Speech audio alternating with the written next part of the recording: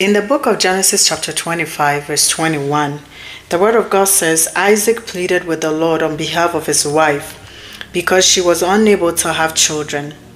The Lord answered Isaac's prayer and Rebekah became pregnant with twins.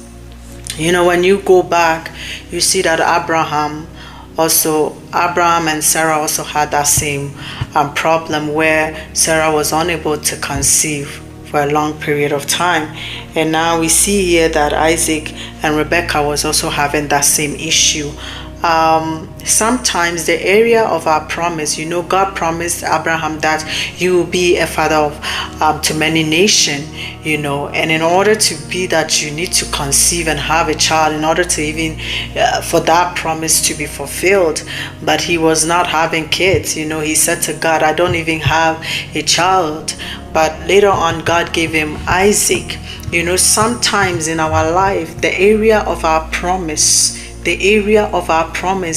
can suffer greatly, and it will suffer not only with us, but it will suffer from even from generations back to generations now. It will suffer from way back, our parents. The promises that is made in our parents' generation that will be brought on to us, and then like Abraham, Isaac, and Jacob, father of all nations. When you look at the book of Genesis, Rachel, we see that Sarah in the beginning was barren. Rebecca was unable to conceive in the beginning. Rachel was unable to have children for Jacob. It's like it's a pattern.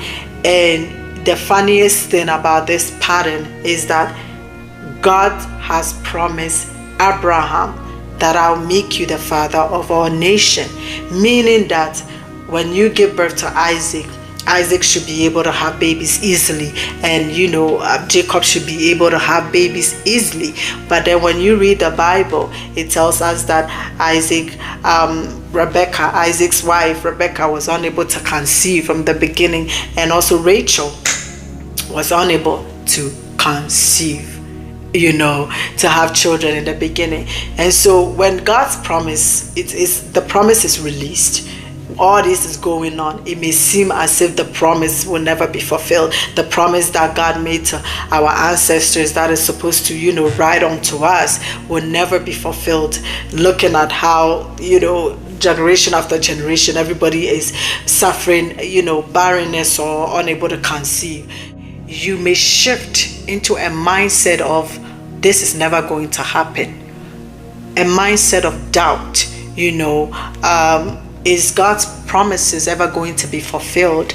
God says that I'm going to be the father to many nations, the father of all nations, but I don't have a son. I don't have a child. How is that promise going to be fulfilled? One thing that I have noticed about this God that we serve, the God of Abraham, Isaac, and Jacob, when he says it, he will do it. We don't have to know how it is going to happen. What we need to do is to trust that it's going to happen. The word of God tells us that Abraham believed what the Lord had said, and because of that, he was counted as righteous. God will never tell us how that promise is going to be fulfilled.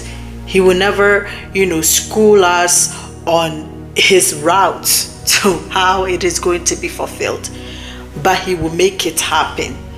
And what we need to do is trust the steps that he's taking us on, the route. Ask him for divine guidance, and the next thing you will be led to that promise. But God makes certain things happen even within the promise so that we will know that he is God, so that he will meet us in the midst of that trial, in the midst of that doubt, that temptation, in the midst of that hardship. He will meet us there and let us know that he has said it, and it will happen, and it can never be any other way. If he has said it, then it will happen. When we have faith in God, it moves things faster than even planned. Our faith in God causes things to, move fast. When you trust in God, his promises for your life, even the attacks of the enemy cannot. Let me say this. One of the things that causes, or let me say, opens doors for the enemy to enter into your life and to do whatever he wishes is your doubt in God. God is the only source that we have to lean on as children of God. And when you are, denying, or when you are doubting that source, you are left hanging empty. And when you are left hanging empty, the enemy can see that as, come in. I doubt my God. If you doubt your God, then where is your source of power? Where is your source of, ability? The enemy will see no power around you, because doubt is you rejecting the words of God. And when you do that, the enemy will see it as an invite to come in and attack you. He will come in and attack you. When we doubt, it creates fear. And when we fear, it means that we don't have a plan, we don't have a source, we don't have anything to lean on. And if you don't have a firm foundation to lean on, you can be easily tilted. And the enemy will say, oh, this girl, this guy, he does not know who they are. They don't know who they are. They don't know. They don't have any firm foundation. They are like left alone, because they have detached themselves from the source that gives power, from the source that makes sure that those promises on their life is fulfilled. So when God promises, that particular area of promise will suffer greatly. When God showed Joseph his end results, you saw what Joseph went through. If I was Joseph, I would doubt, God, you showed me this vision where, my family, my brothers, were bound to me. But why am I being sold to slavery? Like, how is your promise going to be fulfilled in my life when the beginning is looking very funny right now? That is the thing about the promises of God. The wind comes, the storms comes before the calm comes. So we have to be mindful of our story. We have to be mindful and focus on the promises of God for our life. Because when we focus on that promise, it will enable us to keep going no matter what we see. It will enable us to keep going, give us the strength to keep going and to persevere and endure through challenges, knowing that God has said it. And if he has said it, that is what will happen. And it can never happen any other way. When you even look at the story of Abraham and Sarah took matters into her own hands, because God says that we are going to conceive, and that we are going to be she's the mother of our nation. Abraham is the father of our nation, and for some reason God has promised, but it seems like the promise is being delayed. Nothing is happening. So Sarah is like, let me put matters into my own hands. And this is the mistake that we usually make. We feel like, okay, God has promised, but because situations are looking funny, it seems like God has forgotten the promise that he made to us. So then we feel like we can do it better. We feel like we can get to that promise better, but we can't, because it is only God who knows the pathway to get there. He's the only one who knows that secret pathway to get you to the promised land that he's made on your life.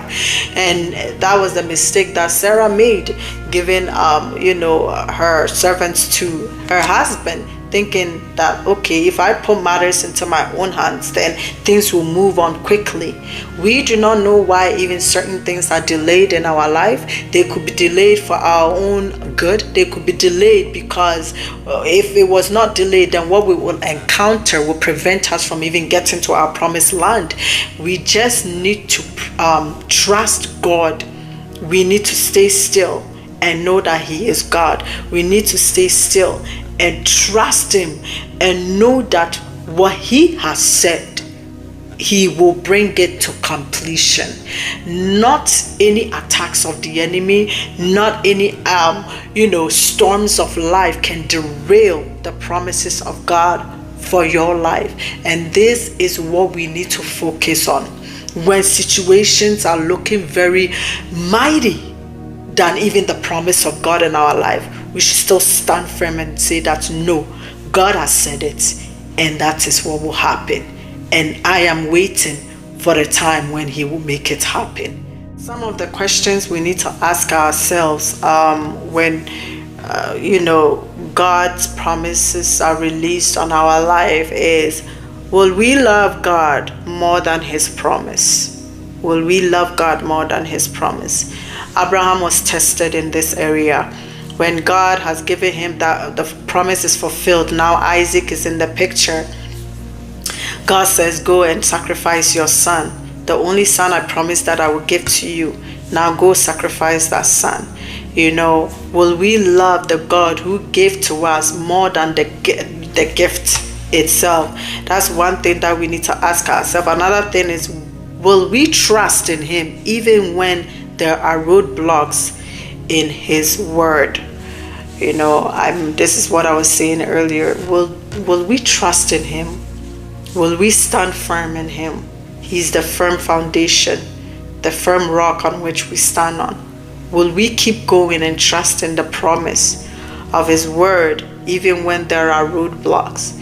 You are going and then all of a sudden there is a wall right in front of you, and this wall seems like it's never broken down, so you are really stuck in that season. You are just stuck, no movement at all, no indication that this wall will be broken down soon.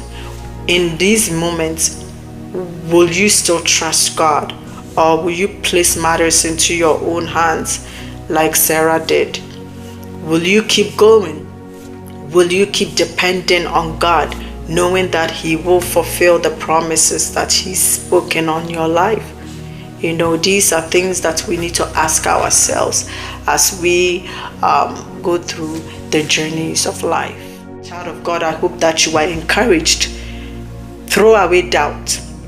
Do not let the enemy steal your abundance from you through doubt, fear.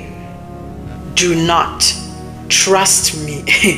Do not let the enemy steal your destiny through you fearing or through you doubting the promise of God for your life. I hope you were blessed and encouraged. Until we meet again, have a fruitful day and stay blessed. Bye-bye.